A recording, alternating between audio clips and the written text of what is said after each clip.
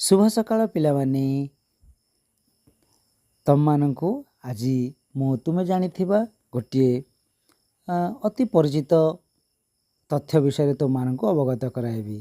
जानिछ सेटा कौन ना सेटा होछि आम भारतर सबु जातीय प्रतीक सबु तुम माने देखिथिबो तमर विद्यालयर कांथबाड़ी जातीय पक्षी जातीय पशु जातीय फूल इत्यादि चित्र सब थिबो। तो आज आस आम समस्ते ता विषय आहुरी अधिक टिके जानिबा।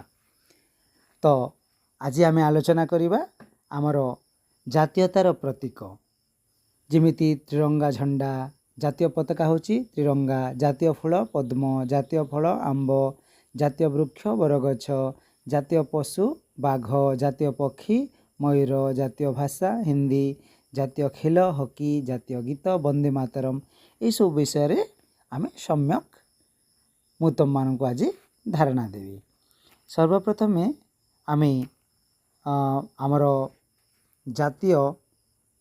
आमर जातीयतार प्रतीक जातीय पताका विषय जानिबा। तुम माने समस्ते जानिछ आमर जातीय पताका होछि त्रिरंगा। आउ 1947 मसीहा जुलाई 22 तारिख दिन आम देशर शासन विधायक सभा द्वारा यह त्रिरंगा पताका को जातीय पताका रूपे ग्रहण करा जायथिला। पताकार 3टी रंग अच्छी उपरी भागरे नारंगी मझी भाग धला और जोटा सभा तल भाग सबुज रंग।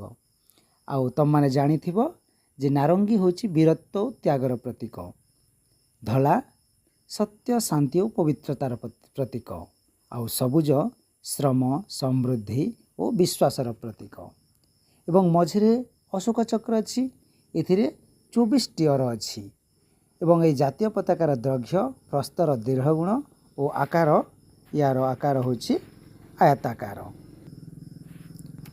वर्तमान आमे आमर जातीय संगीत विषय जानिछे। आमर जातीय संगीत होछि जनगण मन अधिनायक जय हे एवं तुम माने समस्ते जानिछ जे याकू रवींद्रनाथ ठाकुर रचना करथिले क्यों मसीहा रे ना 1911 मसीहा रे एवं 1950 जनवरी 24 रे प्रथमे याकू जातीय संगीत भावे ग्रहण करा जायथिला। यह प्रथमे बेंगली भाषा रे रचना करा जायथिला एवं तत्वबोधिनी पत्रिका रे यह प्रकाश पाइथिला। वर्तमान आमे जानिबा आमर जातीय गीत संबंध रे। आमर जातीय गीत होछि वंदे मातरम एवं यह 1882 मसीहा रे बंकिम चंद्र चटर्जी को द्वारा रचना करा जायथिला। प्रथमे तांकर जो उपन्यास आनंद मठ रे यह प्रकाशित होइथिला एवं 1950 जनवरी 24 रे यह जातीय संगीतर मान्यता प्रदान करा जायथिला।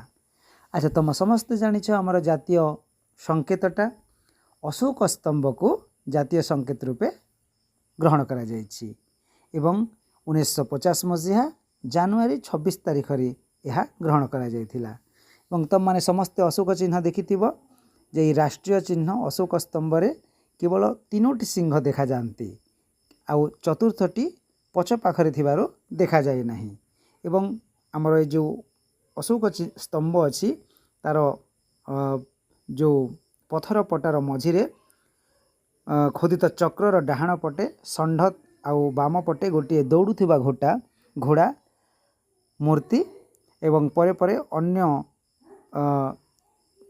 चित्रर किछि अंश देखा जाए एवं देवनागरी लिपि रे पथर पटारे तलक खोदित होइछि सत्यमेव जयते एवं तुम माने समस्ते जान यही अशोक स्तंभ चिन्ह को केवल भारत सरकार और राज्य सरकार द्वारा सरकारी उद्देश्य रे व्यवहार करा जाए।